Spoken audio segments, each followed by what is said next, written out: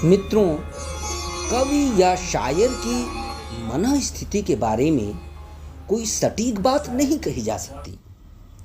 जब वह कुछ ऐसा कहता है जो व्यक्तिगत जैसा लगता है, तो वह वास्तव में अपने एहसास को दूसरों के अनुभवों के साथ आमेलित करके ऐसा करता है या कहता है। उसके लफ्ज़ साधारण तो होते हैं, लेकिन उसकी गहराई बहुत अधिक होती है। भिन्न भिन्न पाठक अलग अलग प्रकार से अर्थ लगाते हैं। ऐसा केवल कवि ही कर सकता है, आम इंसान नहीं। दोस्तों, एक गज़ल पेश कर रहा हूँ जिसमें मैं आपको अपने साथ रखकर चल रहा हूँ। लीजिए, पेश है यह गज़ल।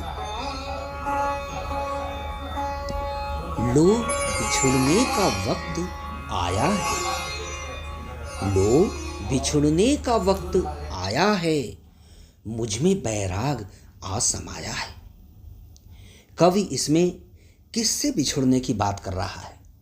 अपने परिजनों से, समाज से या स्वयं से?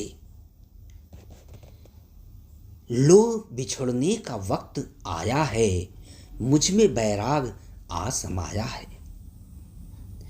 दर्द मेरा बयां हुआ यारों।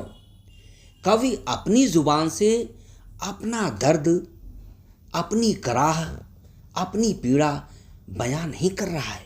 कौन कर रहा है? सुनिए। दर्द मेरा बयां हुआ यारों, जब से उसने ये शेर गाया है।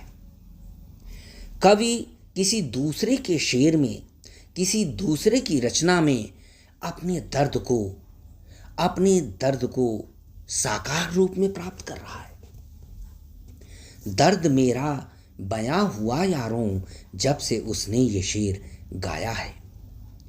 हुई तितली जहाज, हुई तितली जहाज, उड़ने लगी।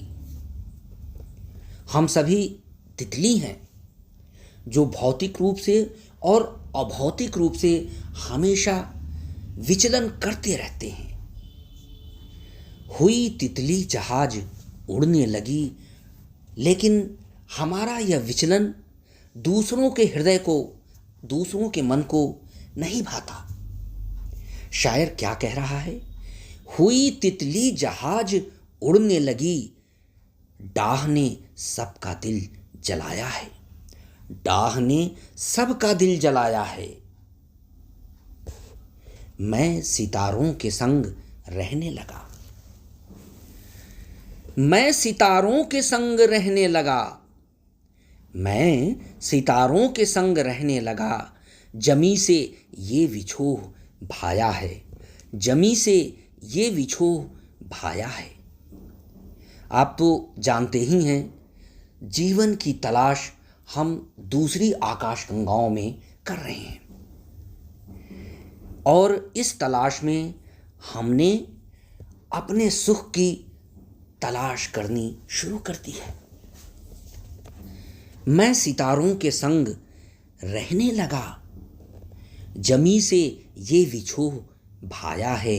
जमी से ये विछोह भाया है। दोस्तों, किसी गज़ल में कोई एक दो पंक्तियां ही ज़्यादा महत्वपूर्ण होती हैं। इन पंक्तियों पर ध्यान दीजिए। धैर्य के हार्मोन मरने लगे। धैर्य के हार्मोन मरने लगे, जब से पश्चिम का सुर लगाया है। जब से पश्चिम का सुर लगाया है।